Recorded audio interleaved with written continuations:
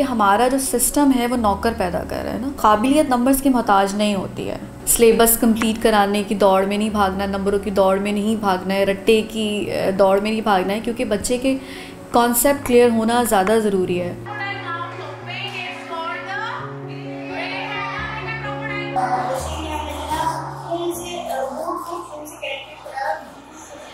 बचपन की एक मशहूर कहावत है कि पढ़ोगे लिखोगे बनोगे नवाब और खेलोगे कूदोगे तो होगे ख़राब। लेकिन क्या ही बात हो कि अगर हम खेल कूद के दौरान ही तालीम हासिल कर लें। मैं हूं दानियाल रहमान और आज हम आपको लेकर जाएंगे कराची के एक ऐसे स्कूल में जहां गेम्स और मुख्तलिफ एक्टिविटीज़ के ज़रिए बच्चों को तालीम दी जाती है। और सबसे दिलचस्प बात तो ये है कि स्टूडेंट को अगली क्लास में जाने के लिए ना तो कोई टेस्ट देना पड़ता है और ना ही कोई एग्जाम क्लियर करना पड़ता है। तो आइए चलते हैं। Today we will demonstrate you the cymatics project Rubik's Cube, and in this project we will tell you about the properties of sound and how it actually connects.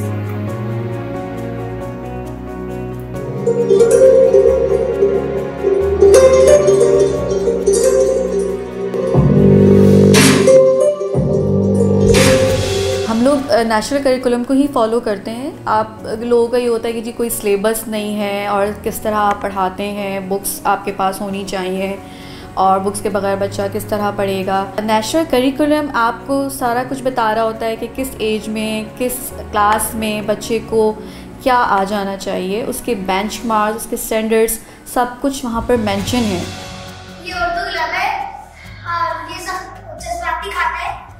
ये यहाँ पे हम फीलिंग्स लिखते हैं। हमारे स्कूल में एक्टिविटीज से पढ़ाया जाता है, उसमें कोई बुक्स नहीं पढ़ाई जाती। उससे हमारे द लीडर इन मी की बुक होती है, उससे हम अच्छी चीज़ें सीखते हैं। 7 हैबिट्स जैसे बी प्रोडक्टिव हैबिट्स।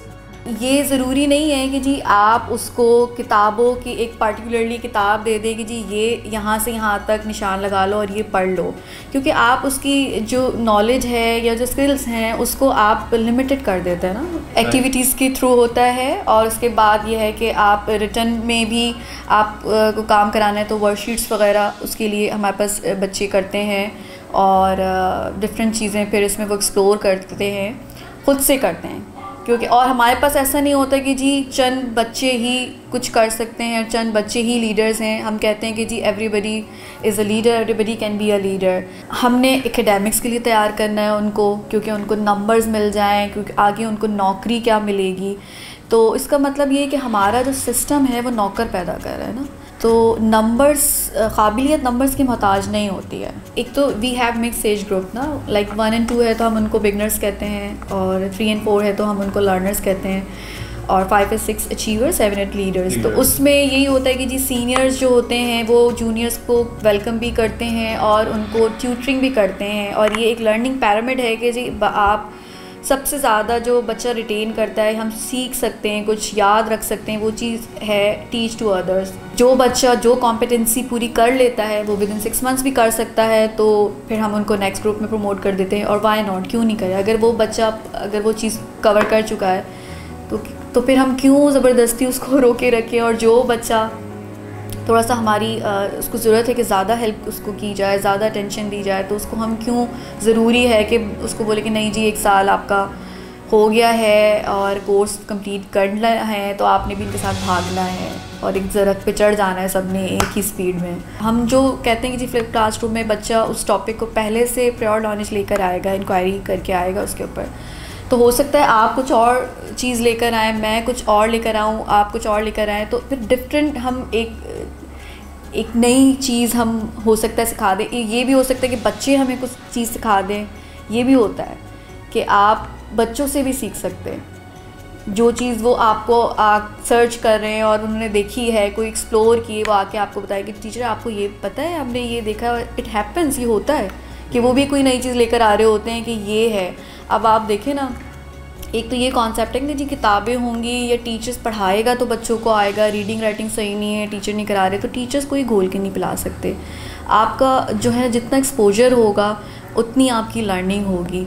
तो इसमें हम ये कहते हैं कि जब 2.5 साल का बच्चा भी हमारे पास स्कूल में आ रहा होता है तो वो कुछ ना कुछ बोल रहा होता है। अगर उसके घर में इंग्लिश बोली जा रही है, उर्दू बोली जा रही है या सराइकी बोली जा रही है, वो बोलता है, उसे किसी ने सिखाया तो नहीं होता है। मॉडलिंग बहुत ज़रूरी है। हमारे हुजूर पाक नबी सल्लल्लाहु अलैहि वसल्लम ने भी कोई चीज़ हमें ये नहीं कही कि करें, उन्होंने हमें करके दिखाई। ऑब्जर्वेशन की जो बात है वो मैं बताना चाहूँगी कि हुजूर सल्लम ने भी हमारे जब कभी किसी को किसी ओहदे पे फाइज़ किया, सपोज़ हज़रत अली को या हज़रत उमर को, तो उनका उन्होंने कोई टेस्ट नहीं लिया था। उनकी ऑब्जर्वेशंस थी कि जी वो क्या कर सकते हैं और उसके मुताबिक उन्होंने उनको ओहदों पे फाइज़ किया।